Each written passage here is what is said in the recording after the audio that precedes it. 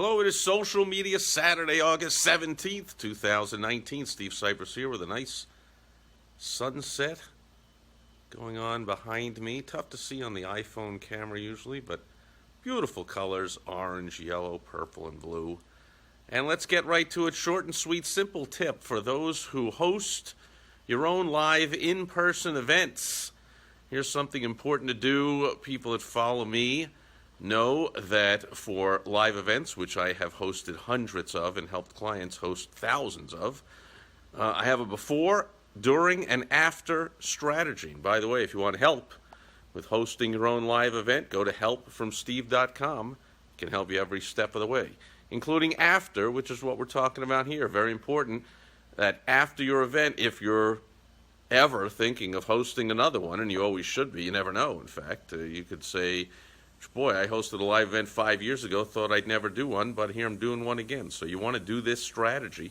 Use this strategy after your event is over, and especially if you're going to run another event sooner than 5 years. It'll help your event go viral after the fact. What you do is make sure that you are liking and friending and connecting with the attendees of your event on social media.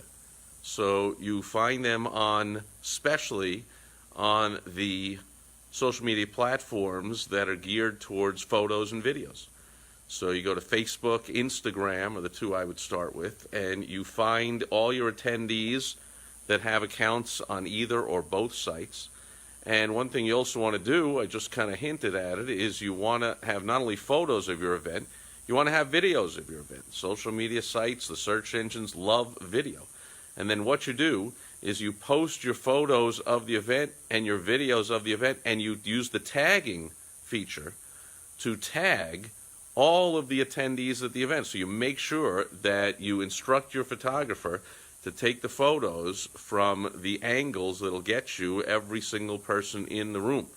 A lot of times I see photos, event photos, that just are not strategically done. And I remember back to hosting my first live events, I realized after the first couple, I should have realized after the first one, or even before the first one, like you can now. If you haven't hosted your first live event yet, you're smart enough to watch this video. So now you can use this at your very first event. I had to coach my photographer, even though they said, oh yeah, I do events and I've done such and such, and still they want to be a photographer. So the photographer I got came back after the event, he's like, look at these, he's got pensive close-ups of people listening to the guest speaker and close-ups of somebody's hand taking notes on a piece of paper. And I'm like, yeah, I'm sure these are all artistic and great quality photographs and whatever. Not what I'm looking for. I need the photos to demonstrate the flavor of the event. So I want shots of the whole room. I want shots of this from behind the speaker. I want shots from behind the crowd towards the speaker, and I especially want photos. Here's my bonus tip for the day, is I instructed my cameraman, watch carefully for when I call for a break.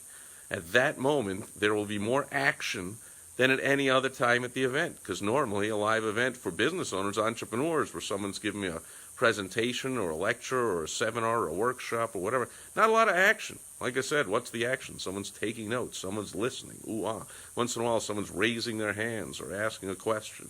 Dynamic speakers that are really good get the audience engaged. They get them to raise their hands and stuff like that, but you don't always know when that's going to be, so you're not prepared to take the photo.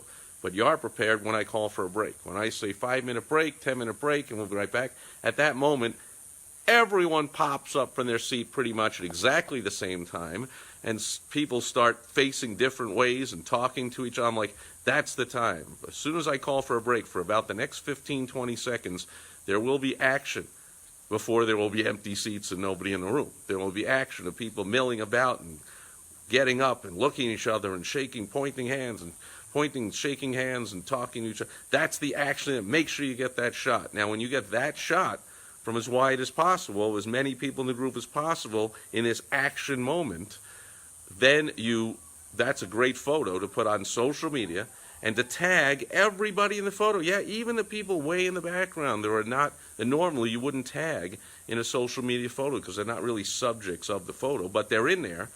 And the point is, you are not tagging for the purposes of, I'm displaying the 2 or 3 people in the foreground who are actually talking. No, remember, you're doing it for the purpose of getting your event to go viral. Because when you tag everyone, these social media sites will have that post, that video, those photos show up on their personal, like in Facebook, it'll show up on their Facebook wall.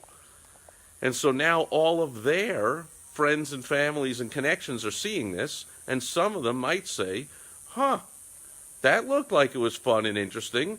Hey, Mary, what was that event all about? Hey, Mike, blah, blah, blah. Not to mention the person themselves. You can encourage people and let them know, hey, after the event, if I post some photos on social media, please put a comment in it and let me know how you like the event or what you like best about it and blah, blah, blah. And so now that it goes on everyone's wall, not only do they see it and they go, oh, yeah, and they get a warm memory, hopefully, from your event. Now, if you're going to put on a crappy event, by the way, all this goes out the window, right? All my advice always goes away if you have a crappy product or service. So, ante to get in the game, to use any of the tips that I use and teach, any of the transformative concepts, is to have an excellent product or service. But if your event is excellent, then you should, of course, not only be unafraid, you should be totally proud and totally happy and totally excited to get out there and tag as many people as you can and as many photos and videos as you can and get that onto their wall. Their friends and associates can see it, and who knows, the next month, the next week, the next 6 months, whenever your next event is, other people might be saying, oh, yeah, I remember something about how that event was fun and cool and whatever. They might even go right to your event website and put in their name and their contact information to get on the early bird notification list of when your next event is, because that's what you want to encourage people to do. Of course, that's another tip for another day. But that is the photo video strategy of how you want to do it after your event. Never forget that marketing your events does not end when the event ends. There's always, you know the saying, there's fortune in the follow-up. The work continues after the event ends to get maximum juice out of the event. Hey, Rochelle is here. Great seeing you. And I see, there's a couple other people that I just scrolled by. Now I can't see them. So thanks for being here, everyone that's here live. Everyone watching on the replay, that'll do it as the sun sets in the west. Beautiful sunset. I'll be back tomorrow, as always, just to check in on Sunday Fun Day. I'll be back with more business building tips on Direct Mail Monday. Hope you will join me then. Over and out. Bye-bye.